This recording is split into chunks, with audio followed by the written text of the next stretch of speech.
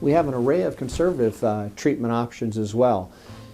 I'll see patients that come to me and they may have leg symptoms, and they may have varicosities. And the question really becomes, are their symptoms related to their varicosities, or might they be related to something else?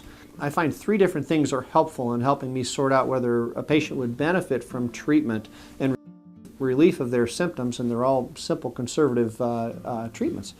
One is elevation. If a patient was to lay flat on the couch and then prop a couple pillows up on the side of the couch, now all of a sudden, instead of gravity filling the vessel, gravity is helping empty those vessels. And if the symptoms happen from pressure and inflammation, well, that pressure is no longer there, and the leg, if it is symptomatic, should start to feel lighter and should start to feel better. So I like to see elevation provide benefit. Walking. If we talk about reducing vein pressure, one of the best ways to reduce vein pressure in a diseased leg is by walking. Every time our calf muscle squeezes, we push about half the blood volume up to the pelvis. When that happens, the varicoses lose pressure, and blood is then pulled back into the deep system with each successive step. So in patients that are active and walking and they're not having symptoms, but when they stand and they sit and they start developing symptoms, those again are patients that I believe are going to benefit from treatment of their varicosities. At least I would expect their symptoms to improve. And lastly, and importantly, this is kind of the third thing I really like to see. Compression therapy. There's a lot of different ways to compress a leg, but the majority of symptoms are below the knee. And many insurance companies require a period of compression therapy before we can get authorization to treat. It turns out that it's a very useful tool for us, because if we're unsure whether the patient's symptoms are vein-related or not, a compression trial and compliance with the compression trial is very helpful.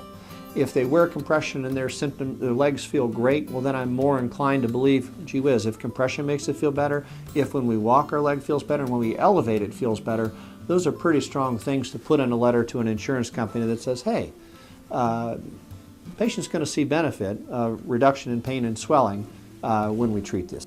There's a question about weight loss. I think conservative requirements by some insurance companies actually are recommending a weight reduction plan.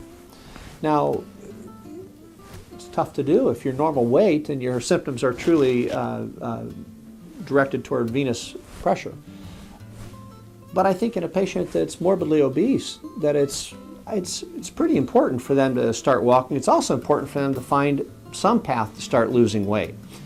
The obese patient is at far greater risk of developing blood clot, not from treatment, just from being obese. An obese patient tends to be tougher to fit with a compression stocking, meaning if they need to wear compression at the time of treatment, that might be a tough problem for them.